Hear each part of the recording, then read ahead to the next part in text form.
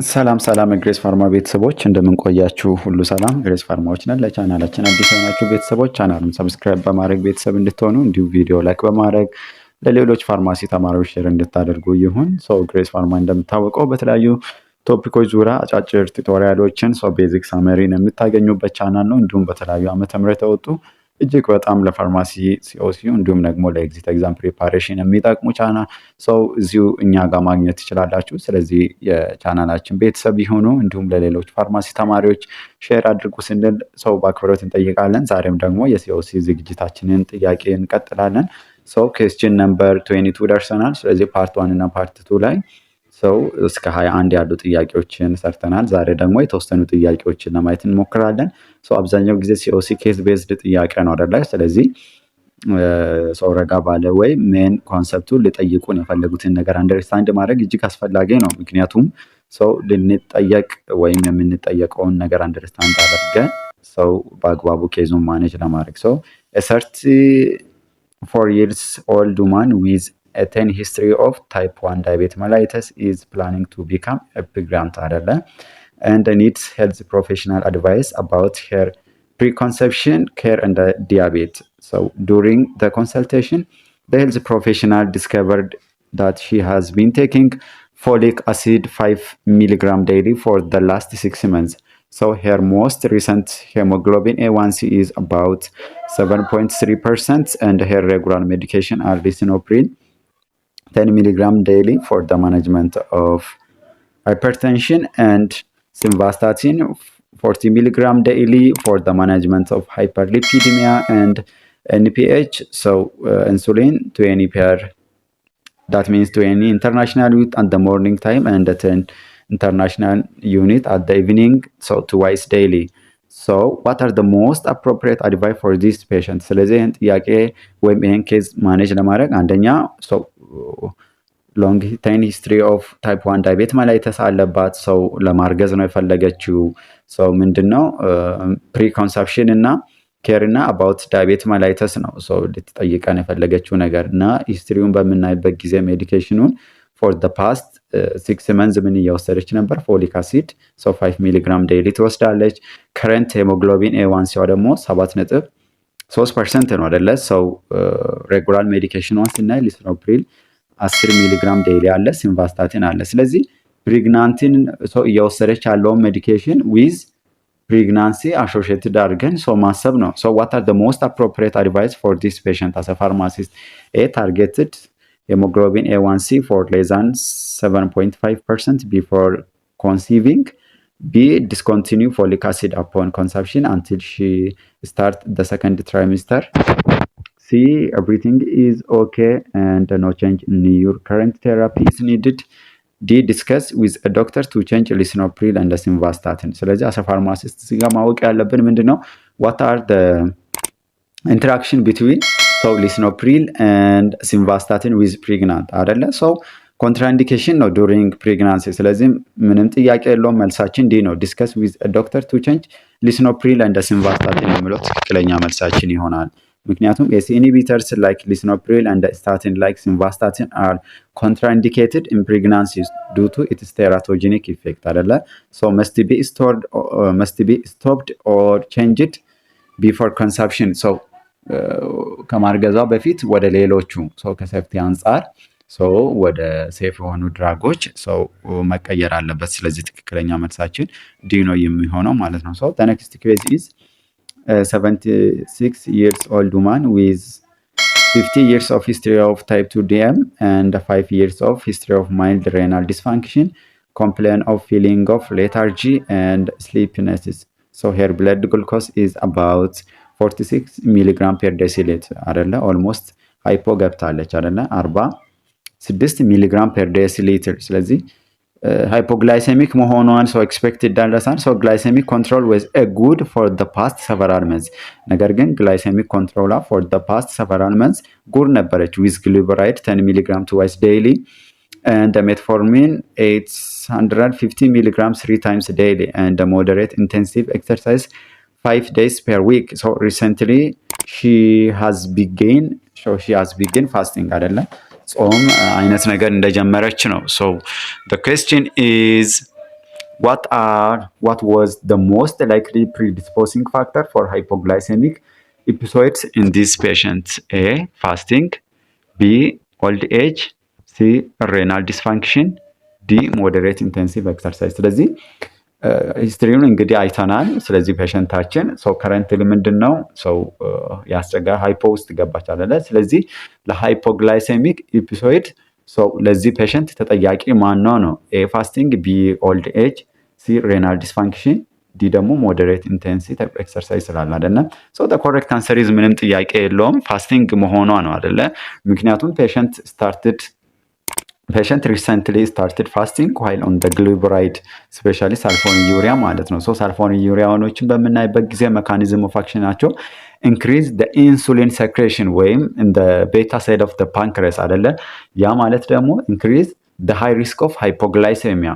so fasting ደግሞ most immediate trigger for hypoglycemic አንደኛ ሜዲኬሽኑ እየወሰደች ያለችው ሃይፖግላይሴሚክ ውስጥ የሚከተለው ፕላስ ደግሞ በምትጾሚበት ጊዜ በጣም the most immediate trigger factor ነው አይደለ? ምንም አይነት የሆነ ሰው የግሉኮስ አማውንት ሰው በጣም ዲክላይን ያደርጋል አይደለ? በብለድ ውስጥ የሚገኘው ስለዚህ most precipitate factor ሰው ማነው ፋስቲንግ ይሆናል ማለት ነው። ሰው ግሬስ ፋርማዎችን ለቻናላችን አዲስ የሆናችሁ ቤተሰቦች ቻናሉን ሰብስክራይብ በማድረግ ቤተሰብ እንድትሆኑ እንዲሁም ደግሞ እንደዚህ አይነት ጠቃሚ ነገሮችን በቀላሉ እንድታገኙ ይረዳችሁ ዘንድ የኖቲፊኬሽን ምልክት በማብራት እንዲሁም ደግሞ ለሌሎች ፋርማሲ ተማሪዎች ሼር እንድታደርጉ ይሁን።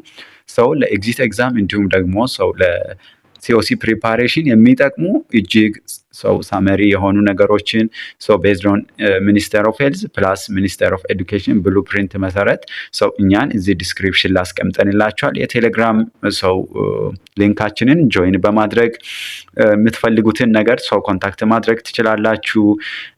እንድንሰራላችሁ የምትፈልጉትን ቶፒክ በኮሜንት ሴክሽን ብታስቀምጡልን ሰው እኛም በዛ ወይ ለመዘጋጀት እንሞክራለን። so the next question is 46 years old woman with hypertension on hydrochlorothiazide 25 mg daily come to OPD for a follow-up appointment. She complained of fatigue and occasional headache.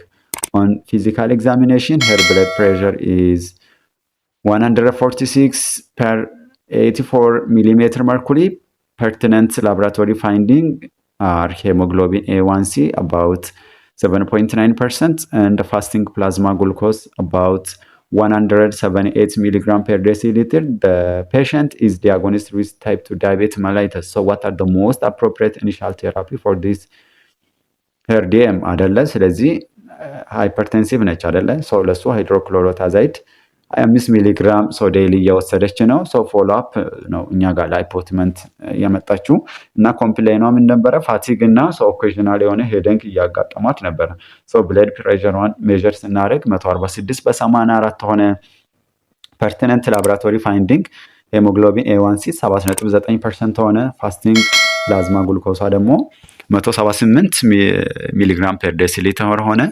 ፔሸንታችን ዲያግኖሲስ ዊዝ ታይፕ 2 diabetes mellitus. So what are the most appropriate initial therapy for her diabetes? A. Comprehensive lifestyle modification, B. Lifestyle modification plus metformin, C. Lifestyle modification plus sulfonylurea, D. Lifestyle modification plus thiazolidinide. So the correct answer is የቱ ይመስላችኋል? እንግዲህ ታይፕ 2 ዲኤም ነው ያለባት ሰው ፕላስ ሄሞግሎቢን ኤ1ሲ 7.9 ነው አይደለ? ራይዝ አድርጓል። ፕላስ ፋስቲንጓም ጨምሯል። ስለዚህ ምን ማድረግ አለበት? ስለዚህ ታይፕ 2 ዲኤም ከሆነ ሰው ፈርስት ላይን ማን እንደሆነ ማሰብ ነው አይደለ? ላይፍ ስታይል ሞዲፊኬሽን ፕላስ ሜትፎርሚን ኢዝ ኮሬክት አንሰር ይሆናል ማለት ነው። ስለዚህ ማንኛውም ሀሳብ አስተያየት ካላችሁ በዚህ ቴሌግራም ዩዘር ኔም አትተሙ 24 TSA ቲኤስኢ ኮንታክት ማድረግ ትችላላችሁ። ወደ ኤክስፕላኔሽኑ ስንመጣ ስታንዳርድ ኢኒሻል ትሪትመንት ስፔሻሊ ኢን ዘ ታይፕ 2 ዳያቤትስ መላይተስ ሜትፎርሚን ፕላስ ላይፍ ስታይል ሞዲፊኬሽን ቼንጅ ሪኮመንድድ ይደረጋል አይደለ? ስፔሻሊ ዌን ሄሞግሎቢን ኤ1ሲ ቫልዩ ግሬተር ዛን ኦር ኢኳል ቱ 7% ሲሆን ፕሪፈብል እናደርጋለን ማለት ነው። ስታንዳርድ ደግሞ ኢኒሻል ማኔጅመንታችንም አኮርዲንግ ቱ ዘ ከረንት አፕዴትድ ጋይድላይን መሰረት ይሄ ይሆናል ማለት ነው። ወደ ቀጣይ ጥያቄ እንመጣለን። 23 ኦልድ man reports an exacerbating heartburn and regurgitation. So here he has been self-medicating with omeprazole 20 milligram before his breakfast for the last 2 weeks, but nighttime symptoms are still not improved. His weight is 18 kg, so kilogram, and his height is around 180 centimeter, and he has no known drug allergy. So what is the next most appropriate step in the care of this patient? A, protein restriction. B, avoid of trigger of food items. C, calorie restriction to lose weight. ዲ አዲሽናል ኦሜፕራዞል ቢፎር ኢቭኒንግ ሜል። ስለዚህ ጥያቄው ምንድን ነው? ምን ነበረ? ኤግዛርዛቤቲንግ ኦፍ ሄርትበርን ኤንድ ሪጋርጊቴሽን ነው ሰው ያጋጠመው እና ሂስትሪውን በምናይበት ጊዜ ኦሜፕራዞል 20 ሚሊግራም ቢፎር ሂስ ብሬክፋስት አይደለም፣ ቢፎር ብሬክፋስት ይወስዳል። ፎር ፓስት 2 ዊክስ አይ ቲንክ ይወስዳል። ነገር ግን ማታ አካባቢ ሲምፕተሙ ሰው አለ አይደለ? ስቲል ኢዝ ናት ኢምፕሩቭድ። ሰው ኢምፕሩቭድ አልሆነም። ሂስ ዌይት 80 ኬጂ ነው። ሰው ቁመቱን በምናይበት ጊዜ 1.80 ሴንቲሜትር ነው። ኖን የሆነ ድራግ አላርጂ የለበትም። ስለዚህ ለዚህ ፔሸንት ዋት ኢዝ ዘ ሞስት አፕሮፕሪየት ስቴፕ ኢን ዘ ኬር ኦፍ ዲስ ፔሸንት? ሶ ይሄን ፔሸንት እንዴት አድርገን ትሪት እናድርግ? ሶ ዘ ኮሬክት አንሰር ኢዝ ምንም ጥያቄ የለውም ዲ ነው አይደለ? ስለዚህ ፐርሲስታንስ ናይት ታይም ሲምፕተም ሰው አድ ሰከንድ ፒፒአይ ዶዝ። ስለዚህ ጠዋት በሚወስደው ላይ ኢቭኒንግ ዶዝ ሰው አድ ብናደረግ ቤተር የሆነ ምን ይኖራል? አሲድ ዴር ኢዝ ቤተር አሲድ ሳፕሬሽን ይኖራል ማለት ነው። ሰከንድ ፒፒአይ ዶዙን ወይም አት ኢቭኒንግ ታይም አድ በምናደርግበት ማለት ነው። ግሬስ ፋርማዎች ነን። ለቻናላችን አዲስ የሆናችሁ ቤተሰቦች ቻናሉን ሰብስክራይብ በማድረግ ቤተሰብ እንድትሆኑ እንዲሁም እንደዚህ በየጊዜ እየሰራን ደግሞ የምንለቃቸው እጅግ ለሲኦሲ ፕሪፓሬሽን እንዲሁም ደግሞ ለኤግዚት ኤግዛም ፕሪፓሬሽን የሚጠቅሙ ጥያቄዎችን ማግኘት ትችላላችሁ። ፕላስ ደግሞ ስፔሻል ክላስ ያዘጋጀ ነው አለ። ቀጣይ ያው ሲኦሲ እንደሆነ ኤክስፔክት ይደረጋል። ያንንም ዩዘር ነማችንን በመጠቀም ኮንታክት ማድረግ ትችላላችሁ። ስለነበረን ቆይታ እጅግ አድርገን እናመሰግናለን። እስከ መጨረሻ ከኛ ጋር ስለነበራችሁ እጅግ አድርገን እናመሰግናለን። ኔክስት ፓርት ደግሞ የዚሁ ቀጣይ ፓርት ይዘን እንቀርብላችኋለን። እንድንሰራላችሁ የምትፈልጉትን በኮመንት ሴክሽን እንድታስቀምጡልን እኛም በዛ ወይ ለመዘጋጀት እንሞክራለን። ስለነበረን ቆይታ እጅግ አድርገን እናመሰግናለን። ባይ ባይ። መልካም ቆይታ